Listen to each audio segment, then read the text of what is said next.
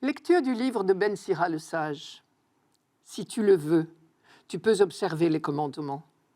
Il dépend de ton choix de rester fidèle. Le Seigneur a mis devant toi l'eau et le feu.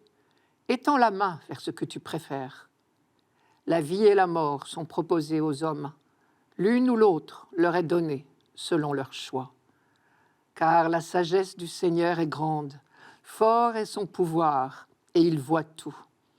Ses regards sont tournés vers ceux qui le craignent. Il connaît toutes les actions des hommes. Il n'a commandé à personne d'être impie. Il n'a donné à personne la permission de pécher.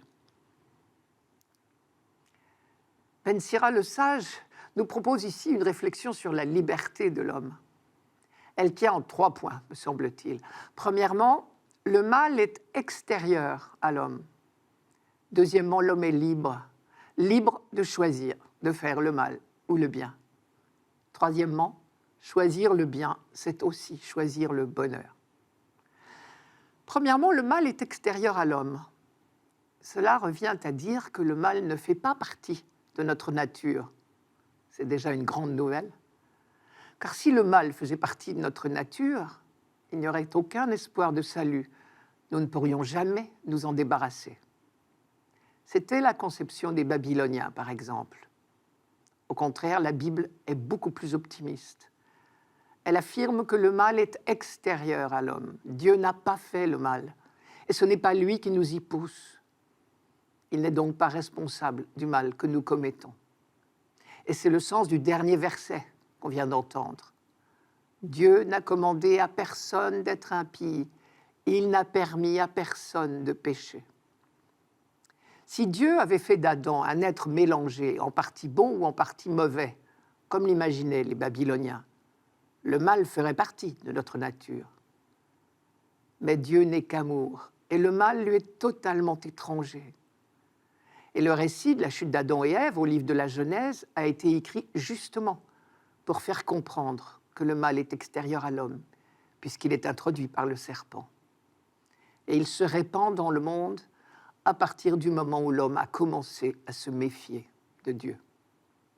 Deuxième affirmation de notre texte, l'homme est libre.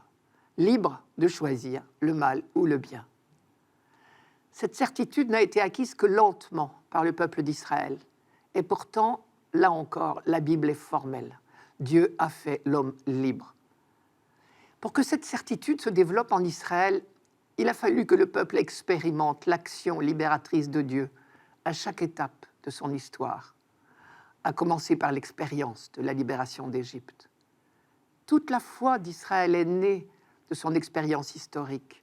Dieu est son libérateur. Et petit à petit, on a compris que ce qui est vrai aujourd'hui l'était déjà lors de la création. Et donc, on en a déduit que Dieu a créé l'homme libre. Et il faudra bien que nous apprenions à concilier ces 2 certitudes bibliques, à savoir que Dieu est tout-puissant et que pourtant, face à lui, l'homme est libre. Et c'est parce que l'homme est libre de choisir qu'on peut parler de péché. La notion même de péché suppose la liberté. Si nous n'étions pas libres, nos erreurs ne pourraient pas s'appeler des péchés.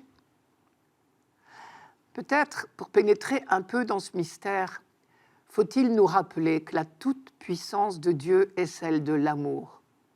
Et nous le savons bien, seul l'amour vrai veut l'autre libre.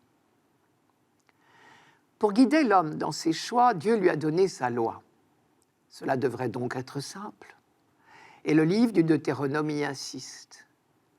Oui, ce commandement que je te donne aujourd'hui n'est pas trop difficile pour toi. Il n'est pas hors d'atteinte. Oui, la parole est toute proche de toi.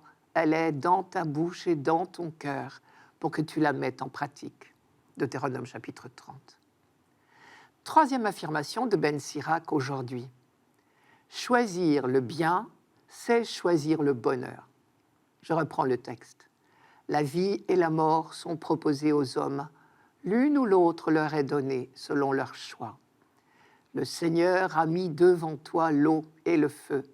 Étends la main vers ce que tu préfères.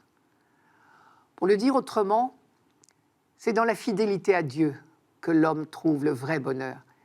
S'éloigner de lui, c'est tôt ou tard faire notre propre malheur. On dit de manière imagée que l'homme se trouve en permanence à un carrefour. Deux chemins s'ouvrent devant lui. Dans la Bible, on dit deux voies. Une voie mène à la lumière, à la joie, à la vie. Bienheureux ceux qui l'empruntent. L'autre est une voie de nuit, de ténèbres, et en définitive n'apporte que tristesse et mort. Bien malheureux sont ceux qui s'y fourvoient. Là encore, on ne peut pas s'empêcher de penser au récit de la chute d'Adam et Ève. Leur mauvais choix les a entraînés sur la mauvaise voie. Et ce thème des deux voies est très souvent développé dans la Bible. Dans le livre de Deutéronome, particulièrement, je cite « Vois, je mets aujourd'hui devant toi la vie et le bonheur, la mort et le malheur. Moi qui te commande aujourd'hui d'aimer le Seigneur ton Dieu, de suivre ses chemins, de garder ses commandements, ses lois et ses coutumes. Tu choisiras la vie pour que tu vives, toi et ta descendance, en aimant le Seigneur ton Dieu, en écoutant sa voix et en t'attachant à lui. » C'est toujours le chapitre 30 de Deutéronome. D'après ce thème des deux voies, nous ne sommes jamais définitivement prisonniers, même après des mauvais choix, puisqu'il est toujours possible de rebrousser chemin. Par le baptême, nous avons été greffés sur Jésus-Christ, qui à chaque instant nous donne la force de choisir à nouveau la bonne voie. C'est bien pour cela qu'on l'appelle le Rédempteur, ce qui veut dire le libérateur. Ben Sira disait « Il dépend de ton choix de rester fidèle ». Baptisés, nous pouvons ajouter « avec la force de Jésus-Christ ».